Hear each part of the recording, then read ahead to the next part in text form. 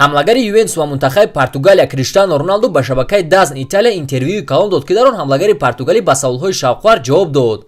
Тибқи маълумоти нашрияти Футбол Италия, шабакаи DAZN ва Роналду пешакӣ маслиҳат карданд то ки бо оиди тӯпи тиллоӣ ва Месси савол надиҳанд. Чунон ба назар мерасад ки ин мавзӯъҳо Роналдуро ба ғазаб меоранд. ҳамчунин ӯ худро беҳтарин футболбози ҷаҳон номид ва дар бораи ояндааш суханҳои шавқовар нақл кард. вале пеш аз интервюро сар кардан мехоҳам Тоҷиддин Давлатовро табрик гӯям ки аввалин шуда ба саволи мо ҷавоб дод. агар ту низ хоҳӣ дар видеои ояндаи мо афтӣ дар комментарӣ навис ин хати ҳимояи кадом даста аст.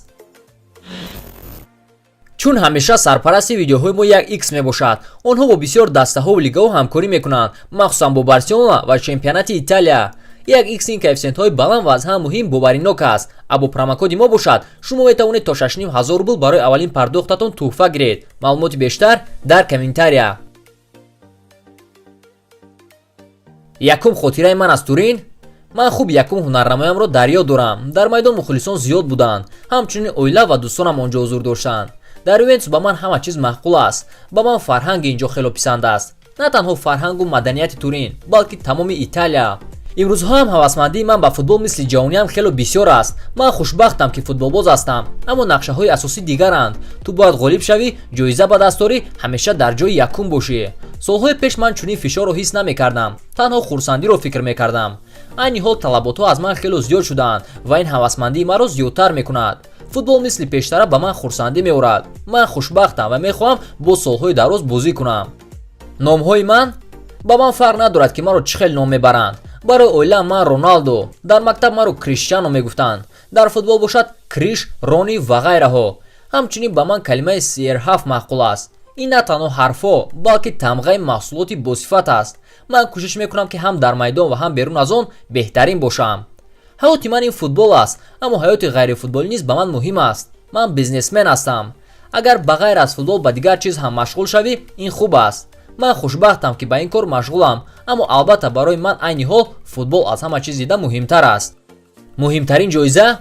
ғолибият дар Евро 2016 муҳимтарин ҷоиза дар карьераи ман аст. ман механдидам, гирья мекардам ва ҳатто баъд аз бозӣ маст шудам. он рӯз хело ғайриоддӣ буд. дар Италия гол задан мушкилтар аст? бале, ин гап рост аст. аз ҳама ҳимоятгари пурқувват. рости чунин ҳимоятгарон ҳамдастаҳои ман мебошанд: Бануччи, Келини ва Делихт. пештар Келини барои ман ҳарифи махсус буд, зеро зидди ӯ ман дар Лигаи Чемпионҳо бозӣ кардам. ҳоло бошад ҳама се нафаре ки дар боло гуфтам бароям беҳтарин ҳимоятгарон ҳастанд, зеро ҳар рӯз бо онҳо тамрин мекунам. фарқият байни Серия А ва Лигаи Чемпионҳо? ин мусобиқаҳо умуман гуногунанд. ман фикр мекунам ки Лигаи Чемпионҳо беҳтарин мусобиқа дар ҷаҳон аст. рости агар чемпионати Аврупо ва чемпионати ҷаҳонро байни мунтахабҳо ба назар нагирем, бозӣ кардан дар Лигаи Чемпионҳо ба ман аз дигар мусобиқаҳо дида бештар маъқул аст. чӣ тавр шумо ба МЮ гузаштед? ман бозии дӯстонаро байни Спортинг ва Манчестер Юнайтед хуб дар хотир дорам. ман хело дар ҳаяҷон будам, аммо аз бозиам дар он рақобат хело розиам. ин бозӣ ғайриоддӣ буд. пас аз бозии Фергюсон ба ман гуфт: ту бояд ба дастаи мо гузарӣ. ман он вақт 18 сола будам ва хело хурсанд шудам. ман хело зуд ба Манчестер рафтам, зеро худи Фергюсон мехост маро дар дастааш бинад. ҳама чиз дар муқоиса бо 18-солагиам аз замин то осмон тағйир ёфтааст. он рӯзҳое ки ман нав карьерамро оғоз мекардам, футбол дар назарам дигар хел буд. ман хело шавқи беандоза доштам ва ҳамеша дар майдон танҳо худро фикр мекардам. чӣ хел ҷашнгирии ман пайдо шуд? ҳамаш дар Реал оғоз шуд. вақте мо ғолиб шудем, ҳама си мегуфтанд. ман ҳам ин калимаро такрор мекардам ва ҳатто намедонам барои чӣ. ҳамаш худ ба худ пайдо шуд. ман бозиҳои пеш аз мавсимиро дар Лос Анҷелес дар ёд дорам. мо бо Челси бозӣ кардем ва вақте ман гол задам, бо чунин тарз ҷашн гирифтам. одамон мепурсиданд ки чаро голатро чунин ҷашн гирифтӣ ва ин чӣ маъно дорад. ман намедонам барои чӣ ва маънои ин чист, аммо ман ҳамавақт мегуфтам ки ҳама чизҳои хуб худ ба худ рух медиҳанд. тренерӣ? айни ҳол ман барои тренер шудан ҳавасмандӣ надорам, аммо ин кор метавонад шавад. вақте мешавад ки ман бе футбол дилтанг мешавам ва шояд он вақт ба тренерӣ машғул шавам. агар ман тренер шавам, фикр мекунам метавонам ба футболбозон ҳавасмандӣ ва дилгармӣ бахшам.